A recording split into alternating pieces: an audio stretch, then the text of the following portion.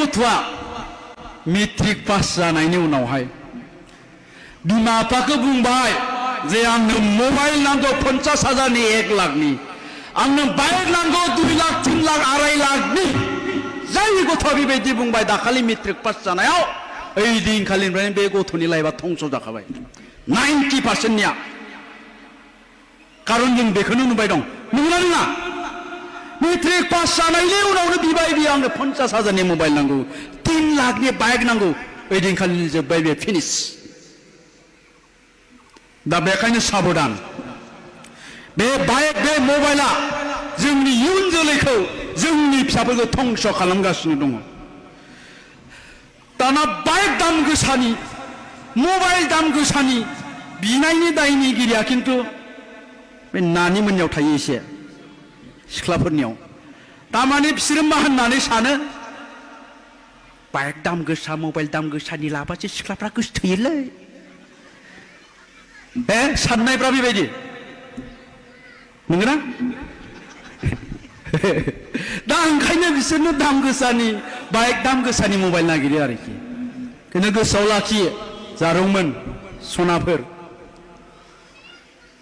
नों जायखौ दा गोसोथोदों बाइक दाम गोसा मबाइल दाम गोसा लाग्राया, बे जौबो लोङो, बे लेखा फराया, मिथिबाय? आरो बेजों हाबा जानांगौबा नोंनि लाइफआ धंस जाबाय, मिथिबाय? बेखायनो आं बुङाखै दे गासिबो बाइक लाग्राफ्रा गाज्रि होननानै, बे सेंग्राफ्रा गाज्रि मोनलायगोन। बांसिनानो बांसिनानो।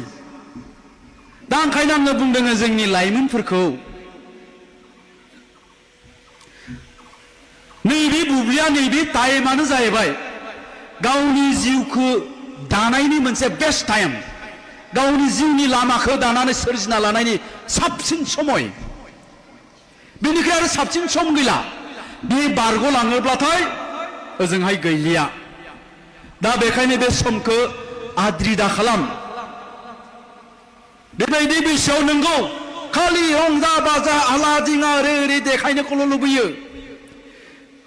दा खोथाया जाबाय मा, रंजाबाय था बाजाबाय था, बिफायानो बाइक होदों, बिफायानो मबाइल होदों, थाखा फैसा गिदिंबाय था गिदिंबाय था गिदिंबाय था, गोसोथोनाया इखौ लाज्लांलाय इखौ गारलाय इखौ लाज्लाय इखौ गिदिंबाय गिदिंबाय था गिदिंबाय था गिदिंबाय था। 28 बोसोर जाबाय, 30 बोसोर जाबाय, हाबा खालामबाय, नङाबा सोरजोंबा हरफा जाबाय, अखानायैनिफ्रायनो सेस।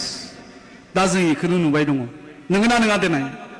दा बेखायनो होनदों खस्थ' खालाम 25 बोसोरसिम, 25 बोसोरसिम खस्थ' खालाम, आरोबाव 50 बोसोर आलो गोजोनै जा। गारि मटर न' बां थाखा फैसा जेनिबो आंखाल गैया।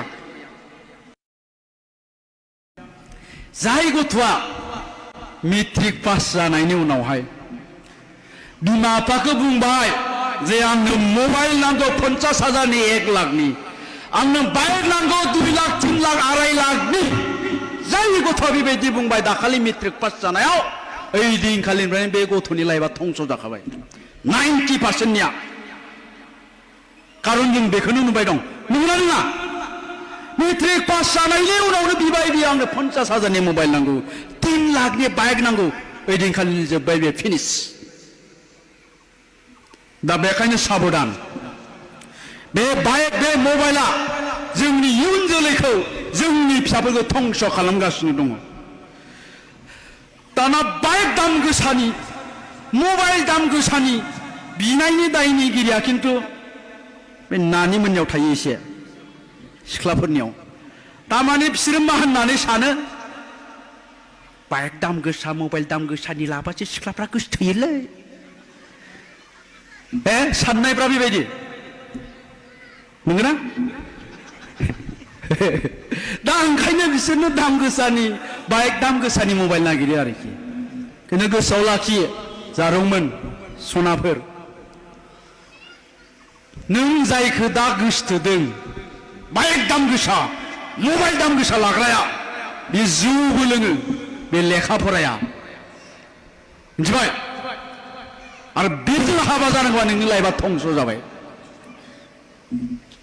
मिथिबाय?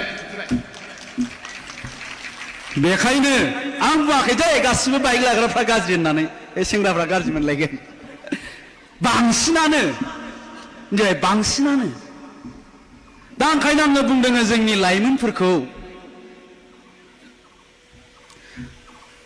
नैबे बुब्लिया नैबे टाइमानो जाहैबाय गावनि जिउखौ दानायनि मोनसे बेस्ट टाइम गावनि जिउनि लामाखौ दानानै सोरजिना लानायनि साबसिन समय बेनिखाय आरो साबसिन सम गैला बे बारग'लाङोब्लाथाय ओजोंहाय गैलिया दा बेखायनो बे समखौ आद्रि दा खालाम